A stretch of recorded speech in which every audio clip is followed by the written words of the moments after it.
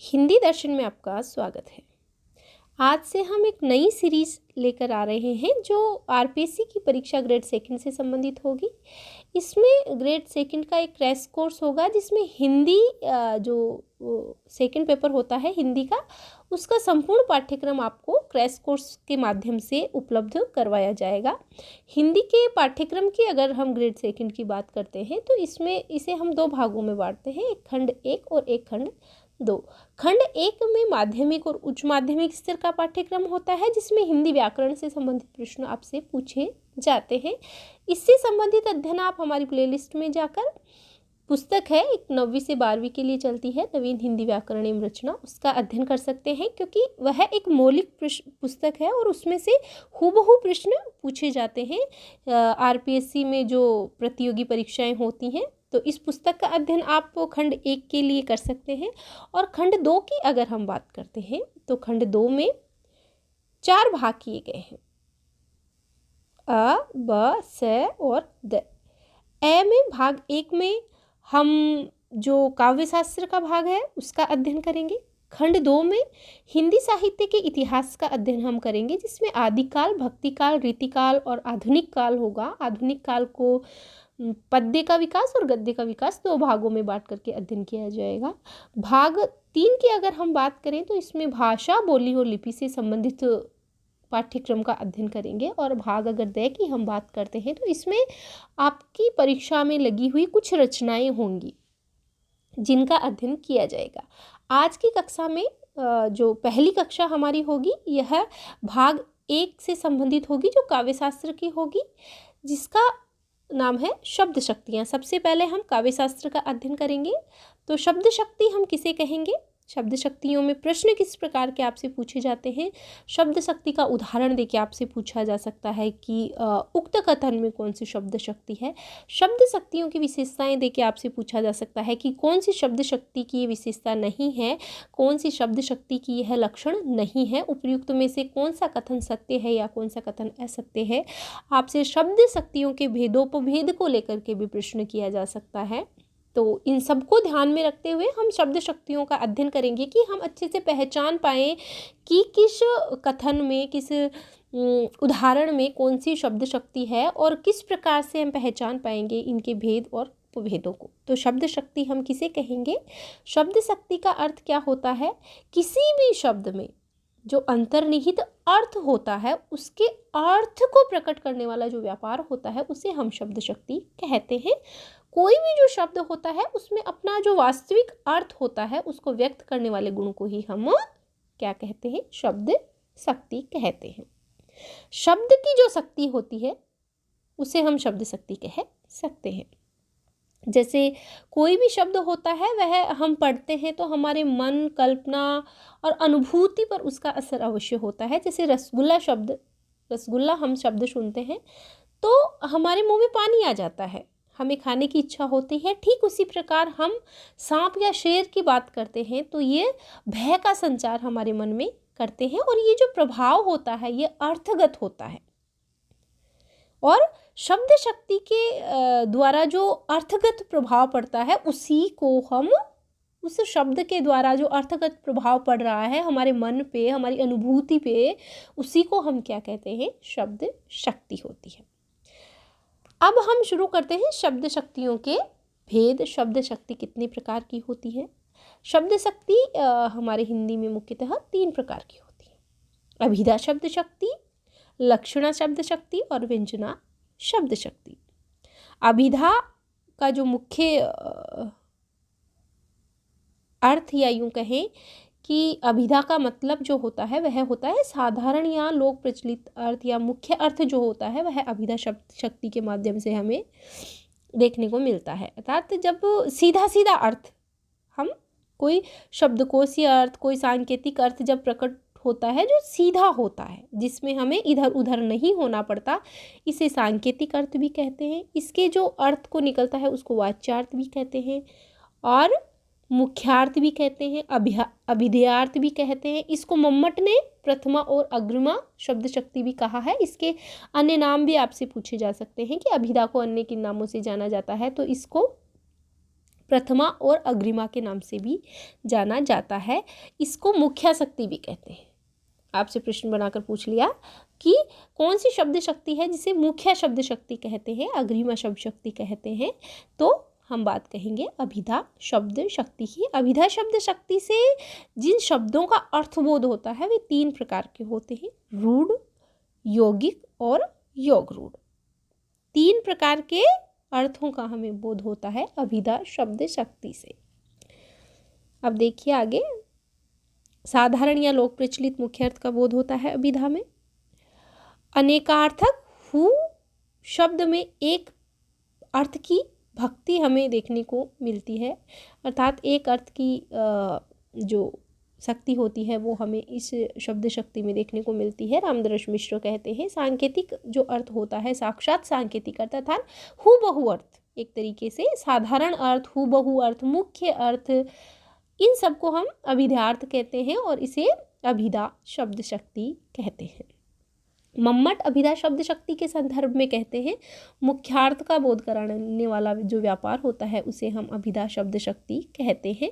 प्रचलित अर्थ को बिना बाधा के जब हम ग्रहण करते हैं तो उसे हम अभिधा शब्द शक्ति कहते हैं। जैसे मोहन पुस्तक पढ़ रहा है, परम रम्य आराम यह जो राम ही सुख देते हैं, सामान्य अर्थ है। इसे मुख्य शक्ति या अग्रिमा शक्ति भी कहते हैं। बात हम पीछे कर चुके हैं और किसने इसे अग्रिमा शब्द शक्ति कहा है, तो मम्मट ने इसे अग्रिमा शब्द शक्ति कहते हैं। यह भी प्रश्न पूछा जा सकता है कि जिन शब्दों का बोध हमें होता है, कौन से शब्द होते हैं जिनका अभिधा शब्द शक्ति के माध्यम से हमें बोध होता है, रूढ़, यौगिक और योग रूढ़।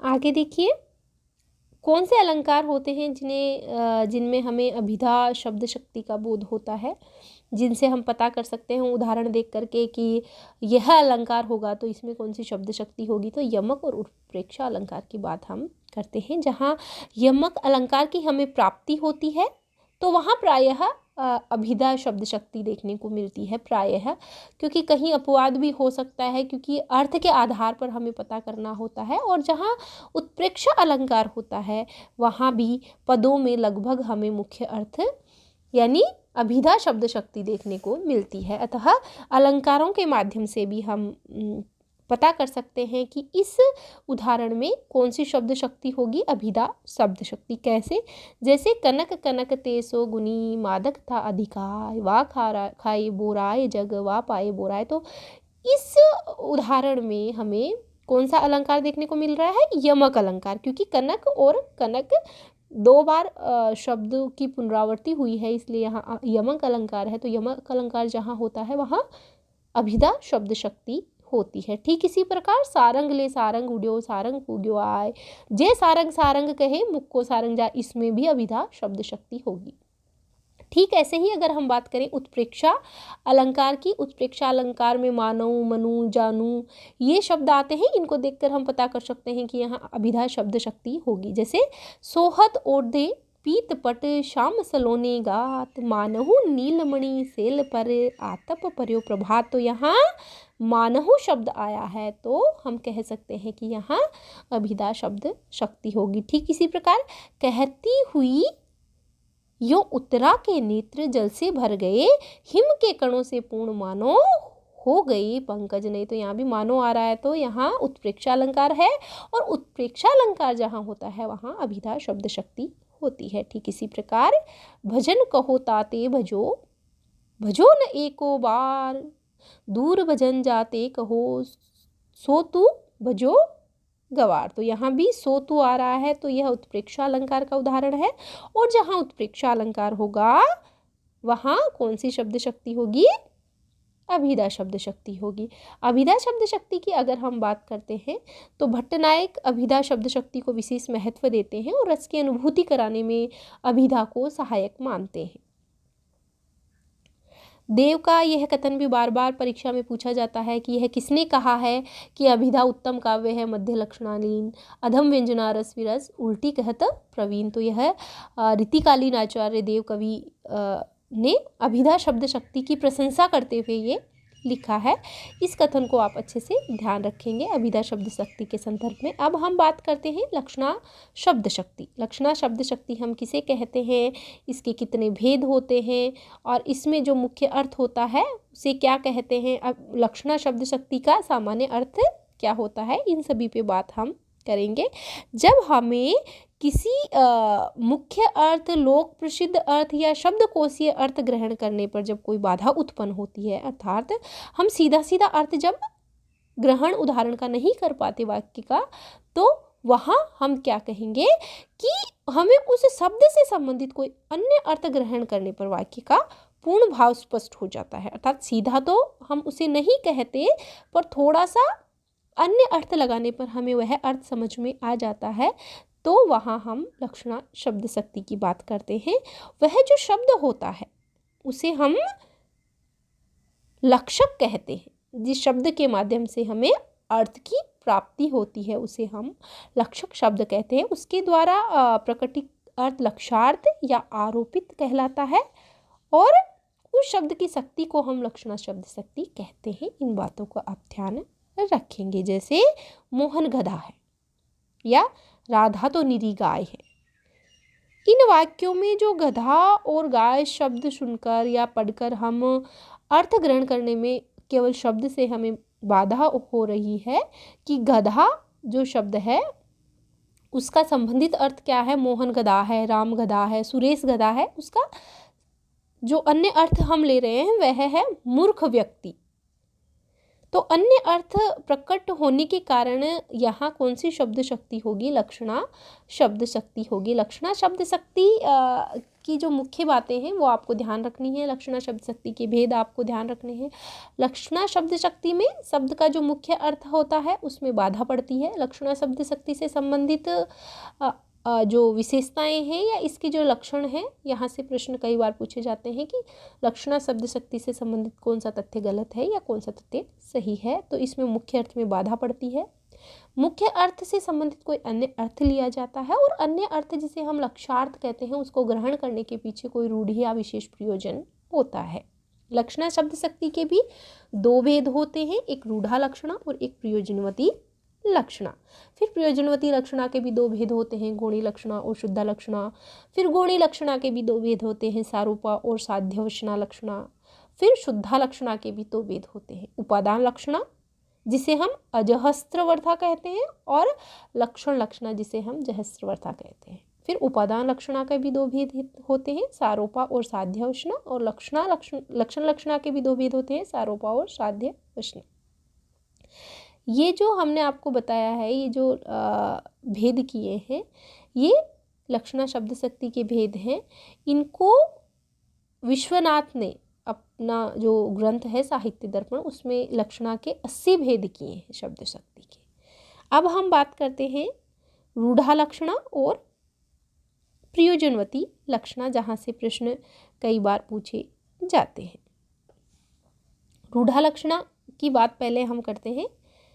जो रूढ़ि या प्रचलन के आधार पर मुख्य अर्थ को छोड़कर अन्य अर्थ जहाँ हम ग्रहण करते हैं वहाँ रूढ़ा लक्षणा होती है। अर्थात जो रूढ़िगत अर्थ है उसको छोड़ा जाता है और दूसरा अर्थ ग्रहण किया जाता है।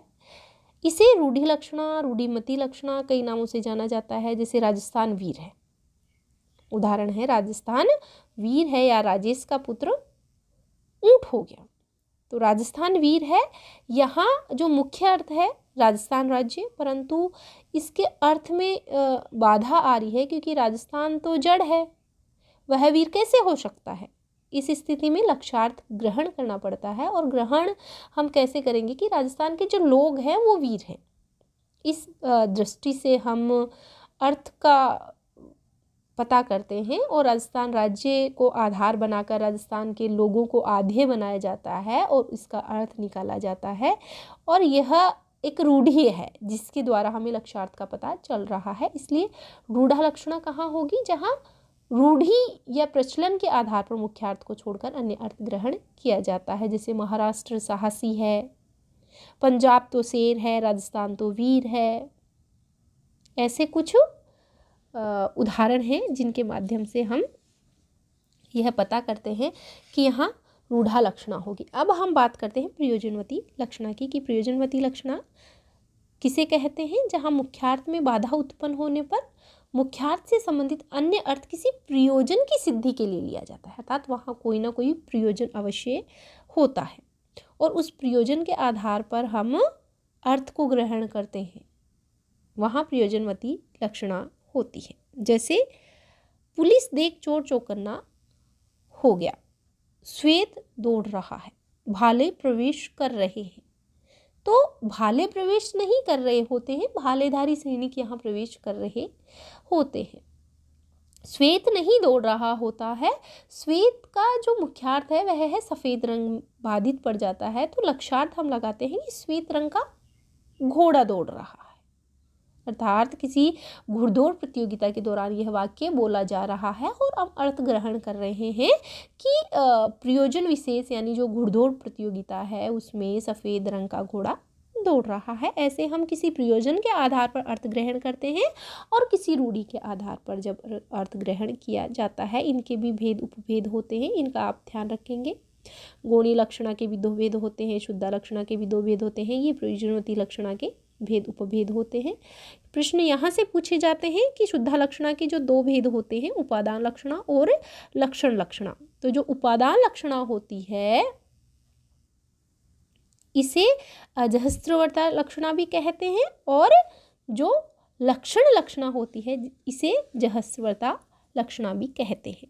उपादान लक्षणा की अगर हम बात करते हैं तो किसी पद में मुख्य अर्थ की बाधा उत्पन्न होने पर अन्य अर्थ जब ग्रहण किया जाता है और शब्द का अपना अर्थ कभी लुप्त नहीं होता है, वहाँ उपादान लक्षणा होती है। जैसे सारा घर तमाशा देखने गया, सारा घर तमाशा देखने गया, इस वाक्य में घर का अर्थ आधार आधे भाव से घर के लोग ग्रहण किया जा रहा है। ठीक इसी प्रकार अगर हम बात करते हैं लक्षण लक्षणा की, इसे जहस्त्र वार्ता लक्षण शब्द शक्ति भी कहते हैं। इनके भेद उपभेद पूछे जाते हैं। ये जो शब्द होता है लक्षण लक्षणा में, लक्षण लक्षणा शब्द शक्ति की बात कर रहे हैं, ग्रहण करते समय जो मुख्य अर्थ होता है वह पूर्णतः लुप्त हो जाता है। उपादान लक्षणा में पूर्णतः लुप्त नहीं होता है, यहाँ पूर्णतः जो मुख्य अर्थ होता है यह छूट जाता है और फिर लक्षण लक्षणा के माध्यम से वह अर्थ की प्राप्ति करता है। इसे हम शुद्ध लक्षणा का जो दूसरा भेद है लक्षण लक्षणा वह कहते हैं। इस प्रकार से आप ध्यान रखेंगे। कुछ उदाहरण हैं लक्षणा शब्द शक्ति के, जैसे चारू चंद्र की चंचल किरणें, अर्थ किस प्रकार से हम ग्रहण कर रहे हैं। इस खंडहर में बिजली सी उन्मत्त जवानी दौड़ी होगी, यहाँ जो खंडहर है वह बूढ़ा शरीर के लिए आ रहा है, भाले प्रवेश कर रहे हैं, यहाँ प्रयोजनवती लक्षण लक्षणा शब्द शक्ति होगी, क्योंकि प्रयोजन एक उद्देश्य यहाँ है। प्रयोजन के माध्यम से जो लक्ष्यार्थ है वह ग्रहण किया जा रहा है। वह स्त्री तो गंगा है, वह स्त्री तो गंगा है, यहाँ भी एक प्रयोजन के द्वारा हम लक्ष्यार्थ को ग्रहण कर रहे हैं। उदित उदयगिरी मंच पर रघुवर, तो यहाँ भी प्रयोजनवती लक्षणा है। बीती विभावरी जागरी, यहाँ गौणी लक्षणा है। नारी कुमुदनी अवध पर, आंचल में दूध, ये सभी लक्षणा शब्द शक्ति के उदाहरण हैं जो आप अच्छे से देख लेंगे। अब हम बात करेंगे व्यंजना शब्द शक्ति की। व्यंजना शब्द शक्ति किसे कहते हैं? व्यंजना शब्द शक्ति में अर्थ को हम किस प्रकार से ग्रहण करते हैं और जो मुख्यार्थ होता है उससे किस प्रकार से कौन सा अर्थ ग्रहण करने पर वहाँ व्यंजना शब्द शक्ति होगी। जब हमें मुख्यार्थ का या सीधे सीधे अर्थ का बोध नहीं होता है, ना हमें सीधा अर्थ मिल रहा है और ना हमें लक्ष्यार्थ के माध्यम से अर्थ मिल रहा है, जबकि हमें जब व्यंग्यार्थ के माध्यम से अर्थ ग्रहण करना पड़ रहा है, वहाँ कौन सी शब्द शक्ति होगी? व्यंजना शब्द शक्ति होगी। यहाँ जो शब्द होता है जिसके माध्यम से हम अर्थ ग्रहण करते हैं उसे व्यंजक कहते हैं, अर्थात व्यंग्यार्थ या ध्वन्यार्थ भी इसको कहते हैं। व्यंजक, ध्वन्यार्थ, व्यंग्यार्थ, कई नामों से इसे जाना जाता है। हम कह सकते हैं कि ना साधारण अर्थ हमें मिल रहा है ना लक्ष्यार्थ हमें मिल रहा है, हम व्यंग्यार्थ के माध्यम से अर्थ को ग्रहण कर रहे हैं, वहाँ व्यंजना शब्द शक्ति होती है। जैसे सूरज डूब गया, उदाहरण है व्यंजना शब्द शक्ति का, सूरज डूब गया। या फिर पुजारी ने कहा अरे संध्या हो गई, तो इसका जो अर्थ है वह सूरज डूबने का या संध्या होने का जो कार्य है, अपने अपने अर्थ में सब अलग अलग लगाएंगे। जैसे पुजारी की पूजा करने का समय हो जाता है, किसान के घर लौटने का समय हो जाता है, गृहिणी की रोटी बनाने का समय हो जाता है। एक ही वाक्य के जब अलग अलग अर्थ निकाले जाते हैं, एक वाक्य का वाच्यार्थ या मुख्यार्थ एक ही रहने पर भी अर्थ जो होते हैं वो अलग अलग भावार्थ लगाते हैं हम। अर्थात वाक्य एक होता है, वाच्यार्थ या मुख्यार्थ एक रहने पर भी जब अलग अलग लोगों द्वारा अलग अलग भावार्थ लगा लिया जाता है, वहाँ कौन सी शब्द शक्ति होती है? व्यंजना शब्द शक्ति।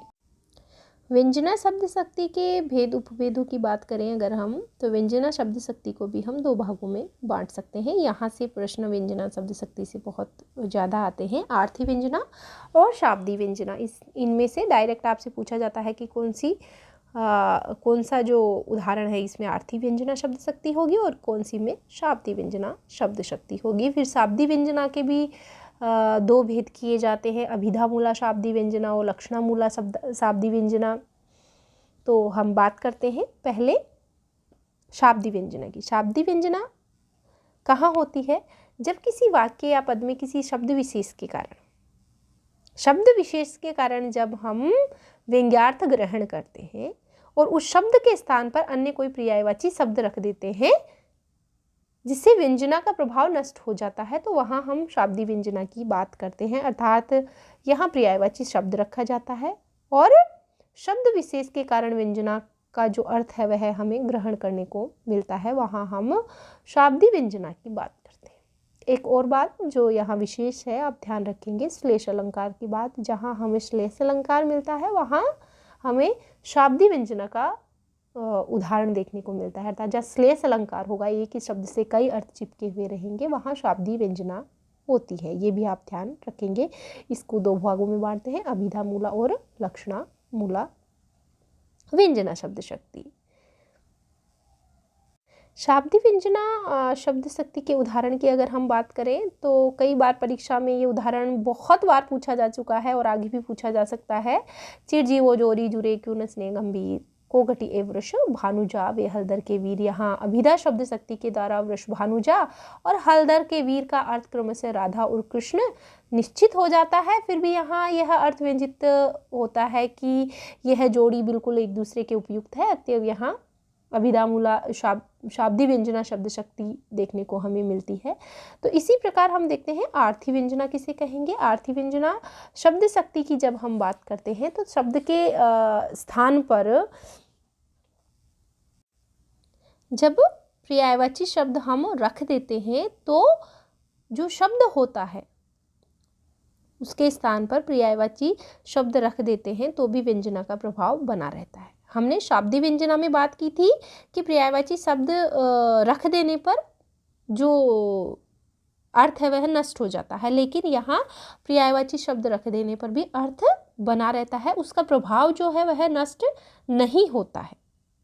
और शब्द के स्थान पर अगर हम शाब्दी व्यंजना में पर्यायवाची रख रहे थे तो वहाँ नष्ट हो रहा था और आर्थी में नहीं हो रहा है। ये दोनों का अंतर आप अच्छे से ध्यान रखेंगे। जैसे कोई उदाहरण देख लीजिए आप, प्रीतम की यह रीति सखी मोपे कहीं न जाए, झिझकत हूँ ढिंघी रहत पलन वियोग सुहाय। यह कथन किसी नायिका का है। व्यंग्यार्थ यह है कि नायिका रूपवती है, नायक उसमें अत्यधिक आसक्त है। यह आर्थी व्यंजना इसलिए है कि झिझकत और ढिंग आदि शब्दों के स्थान पर इनके पर्यायवाची अन्य शब्द भी रख दिए जाए तो व्यंग्यार्थ बना रहता है। अर्थात इसमें व्यंग्यार्थ बना रहता है और यहाँ व्यंग्यार्थ बना हुआ नहीं है, नष्ट हो जाता है। तो इन दोनों का अंतर आप अच्छे से ध्यान रखेंगे।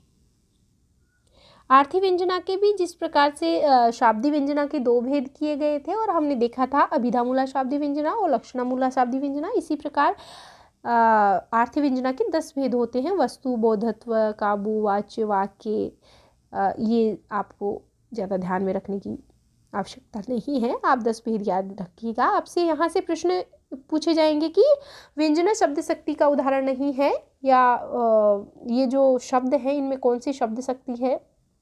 बार बार जो उदाहरण प्रतियोगी परीक्षाओं में पूछे जाते हैं उनमें से ये उदाहरण है जो पूछे जाते हैं। जैसे चिर जियो जोरी जुरे, ये उदाहरण की बात हम पहले भी कर चुके हैं, जिसमें वृषभानुजा और हलधर के वीर की बात की थी। यहाँ कौन सी शब्द शक्ति है, बार बार परीक्षा में पूछा जाता है। शाब्दी व्यंजना। अजो तरोना, इसमें बेसरी शब्द को लेकर के इसमें शाब्दी व्यंजना है। इनका बार बार ये उदाहरण देकर के पूछा जाता है। प्रीतम की ये रीति सखी मोपे सही ने, यहाँ आर्थी व्यंजना है। संध्या हो गई है, रजनीगंधा खिल गई है, अध्यापक ने ऐसा पढ़ाया, ये सब जो शब्द हैं इनमें आर्थी व्यंजना है, क्योंकि अर्थ के माध्यम से अर्थ ग्रहण किया जा रहा है। रहीमन पानी राखिए, बिन पानी सब सून, हमने बात की थी श्लेष अलंकार की, शाब्दी व्यंजना है यहाँ। सघन कुंज छाया सुगध शीतल मंद समीर, यहाँ आर्थी व्यंजना है। सागर कुल मीन तड़पत हुलसी होत जलपान, यहाँ आर्थी व्यंजना है। मैं सुकुमारी नाथ बन जोगू, यह शाब्दी व्यंजना है। अवधेश के बालक चारी सदा, सारोपा लक्षणा है। बैठी रही अति सघनवन, उपादान लक्षणा है। ये उदाहरण आप अच्छे से देख लेंगे, क्योंकि यहाँ से एज इट इज उदाहरण देकर के आपको परीक्षा में पूछे जाते हैं, बार बार ये उदाहरण पूछे जाते हैं, इसलिए मैंने एक जगह लिख करके बता दिया है। पावन पाए पखारी के, नाव चढ़ाइयो, यहाँ उपादान लक्षणा है। वो क्या जाने पीर पर जाके पैर न फटी बिवाई, वो क्या जाने पीर पड़ाई, ये रूढ़ी लक्षणा है। तो इन सभी उदाहरणों को आप अच्छे से देख लेंगे, और जो शब्द शक्तियाँ हैं इनके अंतर को अच्छे से देख लेंगे। हमने तीनों शब्द शक्तियाँ पढ़ ली हैं, इनके लक्षण को, इनके विशेषताओं को आप अच्छे से ध्यान में रखेंगे और इनके भेदोपभेद को ध्यान रखेंगे। अभिधा जो लक्षणा शब्द शक्ति है, इसमें मुख्य अर्थ यानी लोक प्रसिद्ध अर्थ ग्रहण किया जाता है। लक्षणा में मुख्य अर्थ से हटकर लक्षण के माध्यम से अन्य अर्थ ग्रहण किया जाता है, जिसको लक्ष्यार्थ कहते हैं। अभिधा के माध्यम से जो अर्थ ग्रहण किया जाता है उसे अभिधार्थ कहते हैं। व्यंजना में ना मुख्यार्थ ग्रहण किया जाता है ना लक्षण, और इससे भिन्न जो अर्थ ग्रहण किया जाता है उसे व्यंग्यार्थ कहते हैं, वह ग्रहण किया जाता है। अभिधा शब्द शक्ति में अर्थ निश्चित होता है, कोई कल्पना का प्रयोग यहाँ नहीं होता है। लक्षणा में अर्थ निश्चित नहीं होता है, किंतु अर्थ की दिशा निश्चित होती है, अर्थात लक्षण के आधार पर अर्थ ग्रहण किया जाता है। ठीक इसी तरह जो व्यंजना शब्द शक्ति होती है, उसमें व्यंग्यार्थ के माध्यम से हमें अर्थ ग्रहण करना पड़ता है। अगर अभिधा शब्द शक्ति की हम बात करते हैं तो इसके लिए किसी अन्य शक्ति की आवश्यकता नहीं पड़ती, लेकिन लक्ष्यार्थ निकालने में हमें अभिधा शब्द शक्ति की आवश्यकता पड़ती है। अब आपसे कथन देकर पूछ लिया गया कि कौन सा कथन असत्य है, और कथन दे दिया कि लक्ष्यार्थ निकालने में हमें क्या अभिधा शब्द शक्ति की आवश्यकता पड़ती है, तो हम कहेंगे बिल्कुल ये कथन सत्य है, क्योंकि हमें अभिधा का पहले मुख्य अर्थ लेना पड़ता है और फिर उससे लक्ष्यार्थ निकालना पड़ता है। ठीक इसी प्रकार व्यंग्यार्थ निकालने के लिए हमें अभिधा और लक्षणा दोनों ही की शब्द शक्तियों की आवश्यकता पड़ती है। अभिधा शब्द शक्ति में पाठक या श्रोता वास्तविक अर्थ ग्रहण करते हैं। लक्षणा में मुख्यार्थ से परे लक्षणानुसार अपनी कल्पना और तर्क से अभीष्ट अर्थ ग्रहण करते हैं, और व्यंग्यार्थ में इसमें संकेत भर होता है, बाकी समस्त अर्थ पाठक श्रोता प्रसंग के आधार पर ग्रहण करते हैं। तो ये शब्द शक्तियों का तुलनात्मक अध्ययन करके आप पढ़ेंगे तो आपको ना उदाहरण छांटने में परेशानी आएगी और ना इनके लक्षण बताने में परेशानी आएगी। आज की कक्षा में इतना ही। अगली कक्षा में हम अगला जो टॉपिक है वो लेंगे। धन्यवाद।